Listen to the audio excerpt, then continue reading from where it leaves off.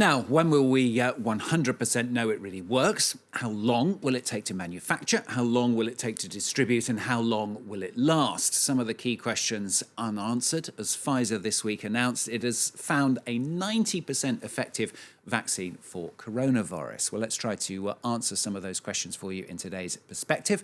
And joining us from Seoul in South Korea is Anh Wartel from the International Vaccine Institute. Thanks very much for joining us on the programme today. Let's crack on with some of the answers then, hopefully. I mean, first of all, are we being a little bit optimistic about this vaccine? I mean, there's only been this one trial, which seems very positive, but it's a bit early days, isn't it? So thank you for the invitation.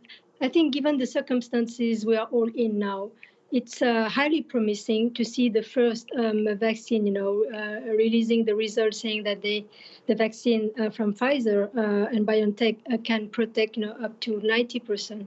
So which is, I would say, a very highly promising results. But again, these results are, I would say, preliminary data. In the short-term, view outlook of the vaccine efficacy. So we need to wait for additional information from the company to see whether this vaccine will last, for a couple of weeks or months or so in terms of protection. Nevertheless, we need to remain very cautious and very prudent. Yeah, bearing that in mind, I mean, they're talking about potentially starting to give it to a lot more people before Christmas, certainly in the first half of next year. I mean, surely then, I go back to the point I just made, we're being a little premature, aren't we? So again, look at the situation we're all in now. It has been less than a year or so. We've got this pandemic that we're all under, the pandemic of COVID-19, and there are a lot of vaccines being developed in a short time frame. And again, we have gone through all the clinical development stages with a particular, caution on scrutinizing the safety data. Some of the vaccine candidates had to pause because of potential safety concerns. Some of those now have reached this ultimate stage of development before licensure. And I would say it's very promising, but again, the different manufacturers have to fulfill, for instance, US FDA requirement to provide additional information at least 2 months after the last vaccination to give, let's say, a quite complete, comprehensive safety profile and the protection of the vaccine. And it's still very promising. So is that timescale then of large-scale rollout by next summer really realistic? So I would say, given there are now 10 vaccine candidates, including the one from Pfizer, they are in this so-called phase 3 before licensure.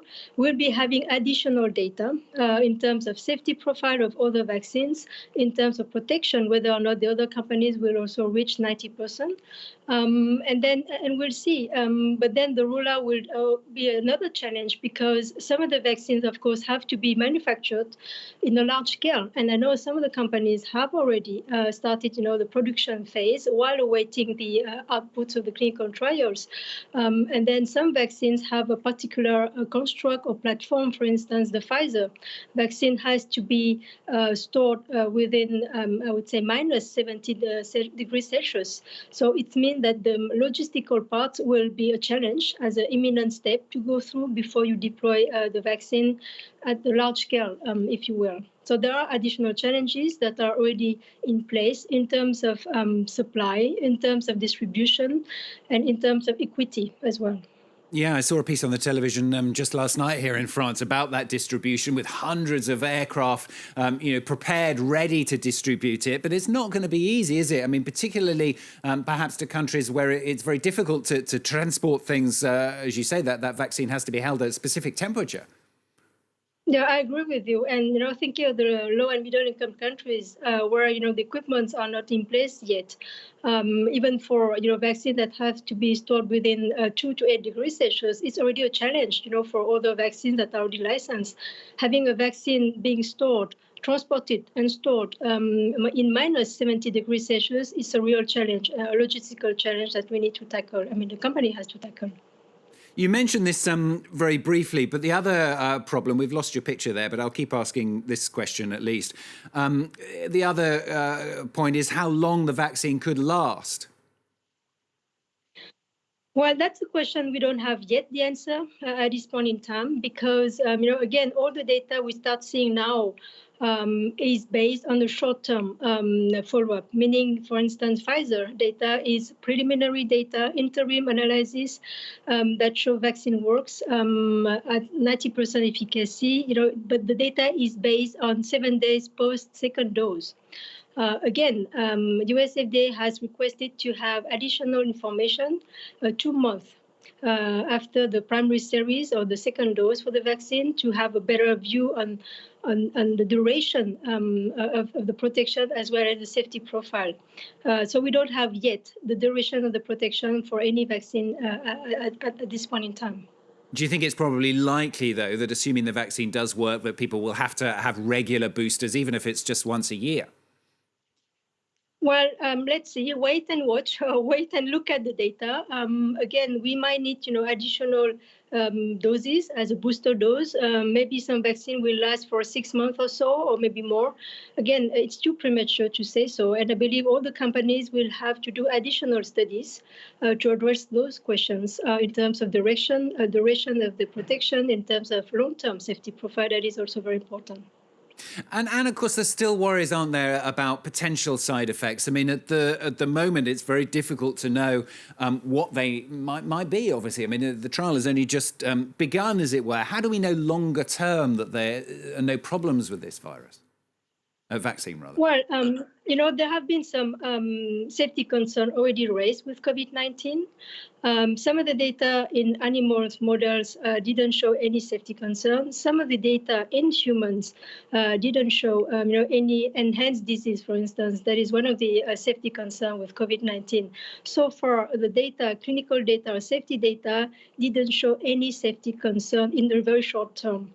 So for novel vaccine, it's recommended to have a year follow-up or more than a year. For some other vaccines, it has required 3 or 5 years long-term follow-up post-vaccination. So just time to ask you one last question. What about those people who are already worried about taking vaccines? I mean, obviously there are large numbers of other vaccines available for different diseases that people refuse to take. How do you persuade them to take a vaccine that is so untrialed and tested? Well, again, as I said, we are all under the same threat. We are all under the same challenge with COVID-19 pandemic. People have to still, follow some safety measures now.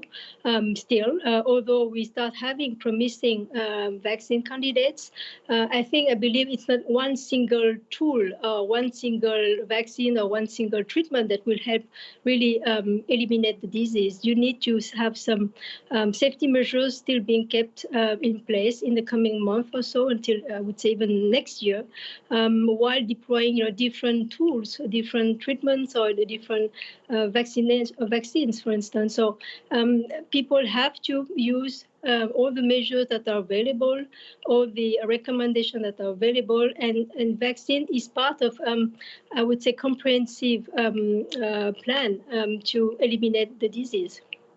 Anh Wartel, great to talk to you on the programme today. Thanks very much for joining us there from the International Vaccine Institute in Seoul. Thanks. Thanks.